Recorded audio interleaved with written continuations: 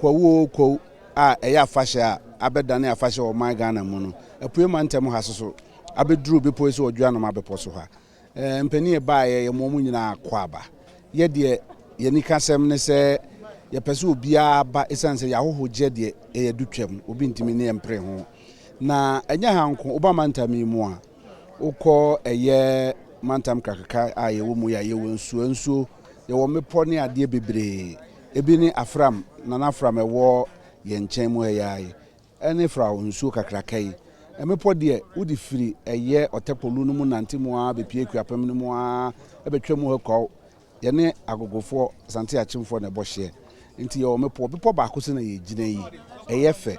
yɛwɔ ɛyɛ nsuo a ɛtene firi mu pɔ mu a mofrɛ no waterfalls no bebree yɛwɔ boti yɛwɔ asenema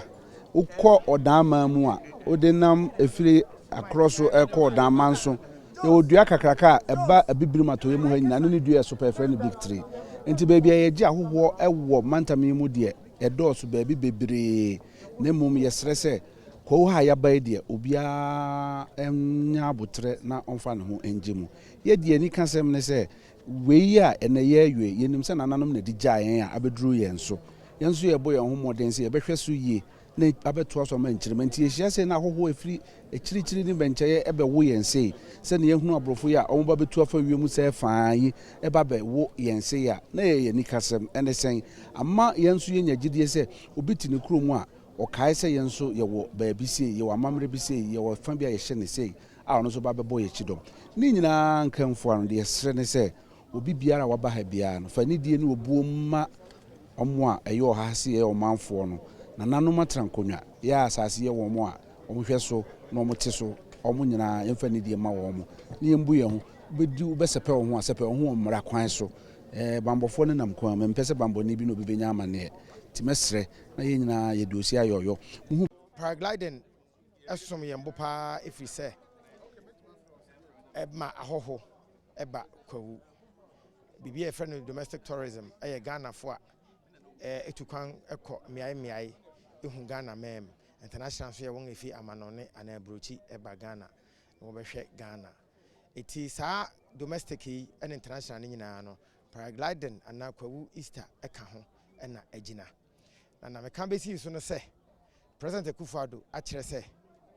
ne dɔ ana ne passion a ɛwɔ ma tourism no ɔkan sɛ ɔbɛyɛ na wayɛ nso me minister honorable Awa nso na adwumadi a wadi krade sɛbe wo nsa a betumi ne wanu ahu a ka betumi no nsa kra asom enne museum ɛyɛ new museum Kwame Nkrumah Park acha ne June yebebie ayɛ hɔ foforo kra kyɛn all African Games ana ɛbɛyi na agenda no ɛyɛ tourism yɛpɛsɛ yɛkyerɛ sɛ tourism no yɛka sɛ 2026 yɛba bɛyɛ number 1 in West Africa nso edwuma yiri ho ama president decision making bi a take it making nti ene tourism West Africa yene number 1 vice president of USA eba Ghana no ono ankasa bi nanum tonka Jubilee House say e wo dinner dance ne say president Akufo-Addo hia ne mmiri bia ono ne ka diaspora e visit Ghana as in the name of year of return beyond the return eno kra aka ho na ma ono maame no so bibini no waba Ghana e che say president a kire say adwuma no o so be ye na wayɛ du baabi na ogusu nso yɛ eti we nyama papa na kyerɛ sɛ meka papa na America sɛ president akyerɛ sɛ adwuma no de ɔka so bɛyɛ no na science we nyina akyerɛ sɛ wayɛ eti yɛ waseda bia yɛmfa man afia so sɛ ɛsɛ bɔnaba so sɛ na adwuma den ɔyɛ no a start issue result aninti ne yɛ wa ha sɛ yɛ be pushi domestic tourism sɛ nya bɔne sɛ obetu kwan wakɔ kele stress na Ghana yɛ hu tourism sɛ ɛyɛ ade a ho mfa so ono be hu se ko se ye den na zo ngofo adi ni nyina amanasa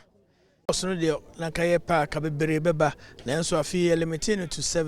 7 pilots in aba Ghana ni uka ho for the first second time Jonathan Kwei how e Ghana ni you started paragliding festival in Osuaye na abrofo na kyerɛkyerɛ na sisi a wono so tumi fa nipa mayeko last year of nipa bebre nti ye ne so de ni so ade hunu ne sɛ ye betumi ama Ghana for fly 7 pilots sisi a you almost 200 people are register na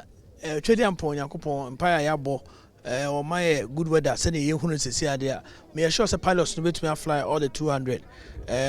in a flight no ko send be kan no ko so ba abe hike ebi mo nante ebi mo call caves na wo no ebi mo so ba abe to aduane adi wugina ha na wo hwe send you mo take you off eno nko ampo adi efekeke is part of the adventure wugina adi be ko no mo nam wiem e be ko no mo nam wiem ni nyina efe afi ye 950 cedis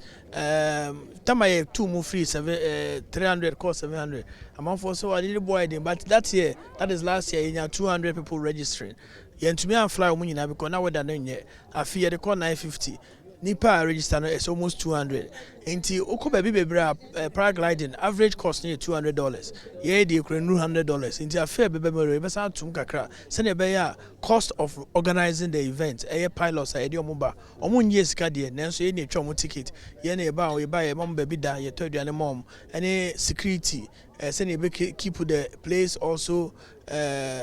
clean, sanitation, transportation, organizing it na can was kakra. Then so ye dey promote to the general tourism in the Kwahu enclave and in Ghana in general. Nipa ba no hwe bebre a be free Germany, be free Nigeria, be free South Africa. Nature say no so eboa e ma ya ton ye man.